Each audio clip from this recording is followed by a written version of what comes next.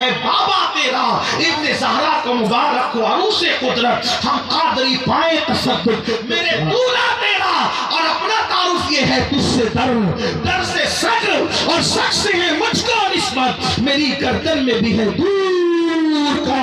ڈورا تیرا تو میری اس نشانی کے جو سگ ہے نہیں مارے جاتے حشر تک میرے گلے میں رہے پٹا تیرا اور کیا دبے جس میں حمایت کے ہو پنجا تیرا شیر کو خطرے میں لاتا نہیں کتا تیرا تو گفتگو اختتام کو پہنچتی ہے سرکار غوث پاک جب بیان کرتے تھے 70,000 لوگ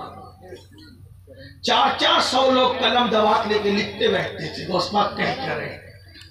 بلکہ ایک صاحب نے غوث پاک کے دور میں جنات کی تسخیر کا عمل کیا تھا یہ آپ تھک تو نہیں گئے نا یہ بات واقعہ میں بیان کر سکتا ہوں اتنا بیان کر کے پورا کرتے ہیں ہاں سردی کا موسم مجھے خیال ہے کیونکہ آپ عقیدت میں تو بیٹھ سکتے لیکن ضرورتیں آپ کا دل ہم سے عقیدت کرتا ہے لیکن آپ کی ضرورتوں کو ہم سے عقیدت نہیں ہے تو اس لیے ضرورتوں کا خیال کرنا بھی ہماری ذمہ داری ہے تو توجہ کریں جنات کی تسخیر کا عمل کیا تھا اور انہوں نے عمل کیا تو جنات دیر سے پہنچے انہوں نے کہا بھئی میں نے تسخیر کا عمل محنت سے کیا تم دیر سے کیوں آئے کہا اس ٹائم نہ بلایا کرنا ورنہ آئیں گی کیوں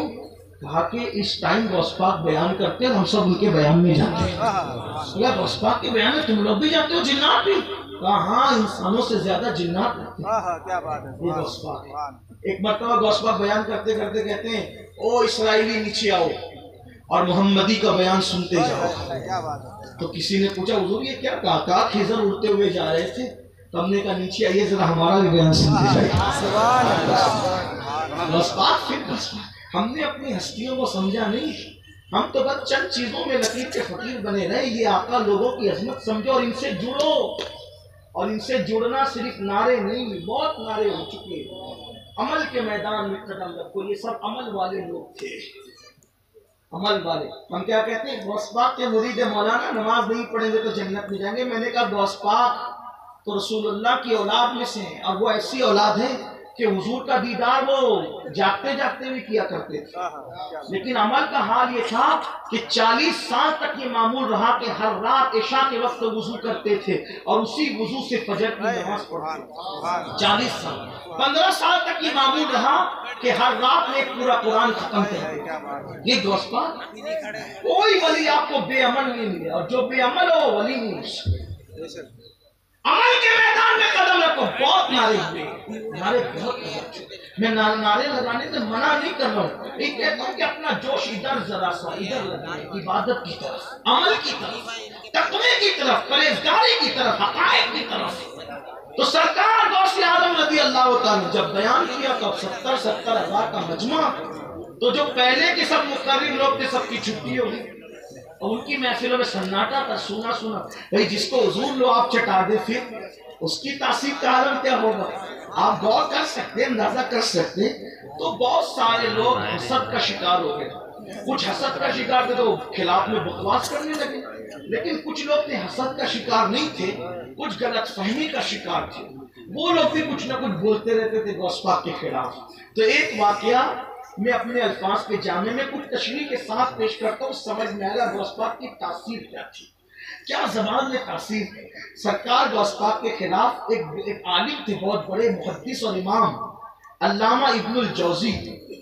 وہ بھی ان کے خلاف بولنے لگے حالانکہ وہ حسد نہیں کرتے تھے صرف غلط فہمی تھی ان کو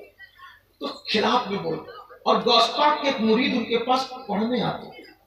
تعلیم حاصل کرنے اور جب یہ سبق لینے آئے تب یہ خلاف بولے تب یہ اب غوث پاک کے یہاں جائیں تو خلاف نہیں بولے ایک بات یاد رکھنا ہمیشہ علم ظاہر والے صوفیہ کے خلاف بولتے رہے لیکن سچا صوفی کبھی ان کو جواب میں ان کی برائی نہیں کرتا کیونکہ وہ جانتے تھے ایک بات یاد رکھنا اہل اللہ اپنی ذات کے لیے کبھی نہیں لڑتے ولی کی پہچانوں میں سے پہچان ہے کہ ولی اپنی ذات کے لیے کبھی نہیں لڑے گا کیونکہ ذات کے لیے لڑنا یہ کتوں کا کام ہے ذات کی لڑنا کتوں کا کام ہے اللہ والوں کا کام نہیں ہے یہاں بات یاد آئی بات آگے بڑھانے سے پہلے دیکھو ذات کے لیے لڑنا کتوں کا کام ہے اللہ والوں کا کام نہیں ایک مرتبہ امام حسن جو غوث پاک کے جد اعلی امام حسن کبھی کبھی آدمی کا موڈ بنتا ہے نا کہ آج مجھے بہت اچھے کپڑے پہننا، تھوڑا سا آج مجھے سجنا ہے، سمجھنا ہے، ایسا موڈ بنتا ہے کبھی کبھی، آپ کا بھی بنتا ہوگا، کبھی کبھی ہم لوگوں کا بھی ذہن میں آتا ہے چلو یار آج کچھ اچھا پہنے۔ ایک دن امام حسن کے ذہن میں چلو آج کچھ اچھا پہنتے ہیں، اب اچھا تو وہ خود حسن تھے، نام اچھا، نسب حسن،